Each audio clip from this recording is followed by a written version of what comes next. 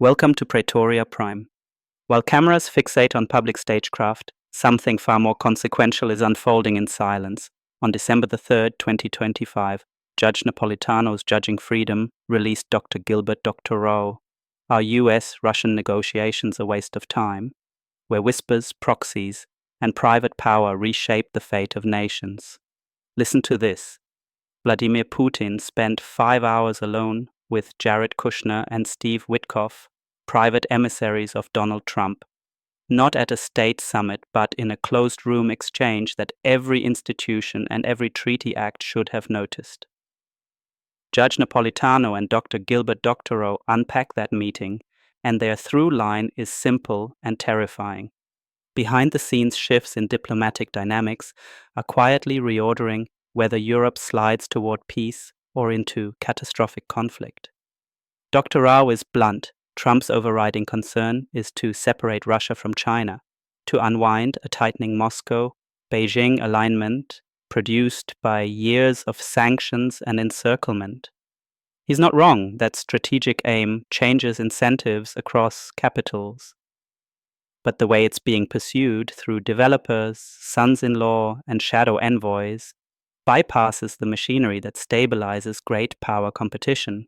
The consequence is a governance gap where access and loyalty beat law and procedure, and foreign policy becomes an extension of private networks. They also expose another fault line. America's official representative at NATO meetings is absent. As Dr. Rowe put it, this is the first time in ages that the United States is not present at the meeting of foreign ministers of NATO. Rubio is sidelined, Kushner and Witkoff move. That inversion matters because when confirmed officials are frozen out, decisions slip into back channels. Who benefits from that opacity? Who controls the silence? That is not idle curiosity. It's the central question of accountability and risk. And then there is Putin on camera. We are not planning to go to war with Europe. I've said that 100 times already. But if Europe suddenly wants to go to war with us and starts it, we are ready right now. He adds, if Europe suddenly starts a war with us, I think it will be over very quickly. This isn't Ukraine. Those are not boilerplate threats. They are calibrated signals of deterrence and intent. Dr. Rao's point about body language, the smile, the scowl, the surgeon's metaphor, is an underused but revealing tool in reading statecraft. It doesn't replace policy analysis, but it sharpens it. A leader who smiles while referencing surgical war is not merely posturing. What Napolitano and Dr. Rowe get right is the confluence. Informal diplomacy, fiscal improvisation, and military signaling are aligning in ways that amplify risk.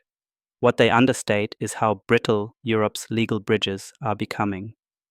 Dr. Rowe warns that billions of frozen Russian assets, sums reported in the tens of billions, are being repurposed for Ukraine without clear parliamentary mandates, while the European Central Bank says it will not backstop those loans. The result? Taxpayers wear the risk and democratic consent is bypassed. That mirrors a dangerous historical rhyme. Think Berlin in 1948, when access and blockade nearly pushed powers to the brink. When legal norms are bypassed, escalation becomes more likely, not less. So ask the hard questions. Why again are institutional breaks being removed? Who profits from decisions made in private rooms? And who is left to raise the alarm when the law is quiet? The stakes here are nuclear caliber. When statesmen whisper and lawmakers look away, the real course of war or peace is decided in shadows. That is the judgment this conversation forces on us, and it should terrify every citizen who values democratic control over the instruments of war. That's it, my friends. Please like and subscribe to support my channel. You can find more content on my Spotify and on YouTube under the handle @Praetoria Prime. Until we meet again, this was Scipio Americanus of Praetoria Prime News.